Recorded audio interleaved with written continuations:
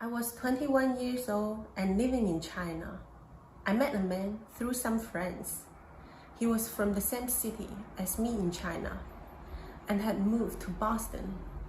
For 4 years, we spoke on the phone every day for 2 hours, and every year he would come to visit me for 1 month in China.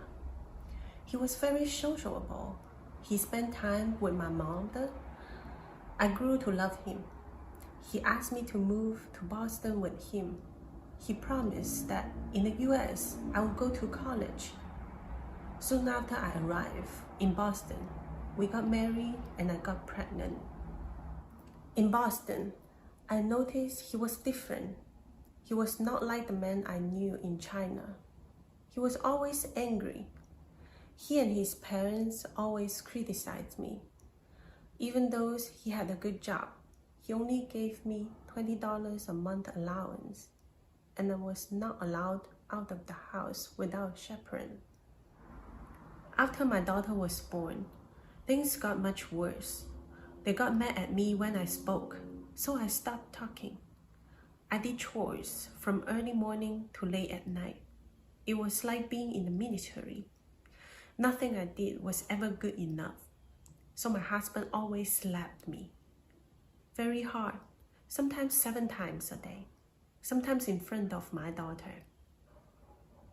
I was not allowed to cry, so I trained myself not to cry. I forgot about my dream to go to college because my husband said I could only take care of the baby and his parents. I had a new goal. It was for one day not to be blamed for anything. That day never came. When you hear it often enough, you start to believe the things that they say. I believe I was stupid, couldn't do anything right, and that everything was my fault, so I deserved to be hit. Even though things were bad, I wanted to save my marriage. If I got divorced, it would be shameful, and I wouldn't be able to go back to China. I didn't think I could survive in the US on my own. I didn't speak English, didn't have money, I didn't have a place to live, and I didn't want my daughter to be on the street. So I was determined to stay and saved my marriage. The only person I was allowed to see was my neighbor. One day I broke down and cried and told her what was happening. And she told me about Asian task force. I called ATASK. They connected me to someone who spoke Chinese. I never heard of domestic violence before. I didn't know I was a victim. My advocate helped me understand my options. After talking to her, I knew I had to do 3 things. Carry my own ID. Tell him I wasn't ready to have a second baby. Tell my husband I wanted to study English. My husband got furious. Things at home got worse. I called ATASK. They said if I wanted to leave, they would find a place for me to live. They would help me get child support and help me plan for the future. For the first time, I realized I had options.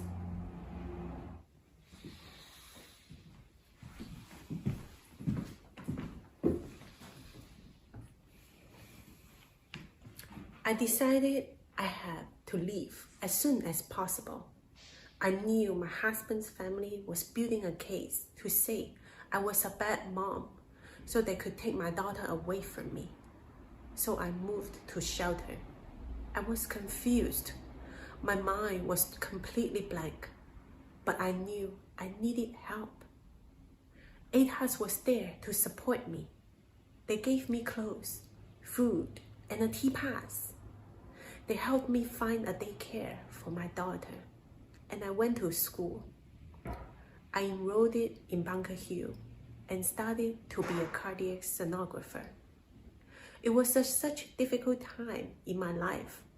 I was working full-time at McDonald's and studying and raising a child as a single mom. Many people helped me, and I finally finished school. With support and guidance from ATASK, I'm living the life of my dreams.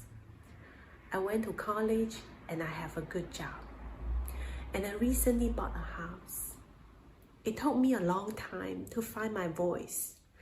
And I'm proud to say that today I'm raising my daughter to have a voice. Thank you, ATASK, for believing in me.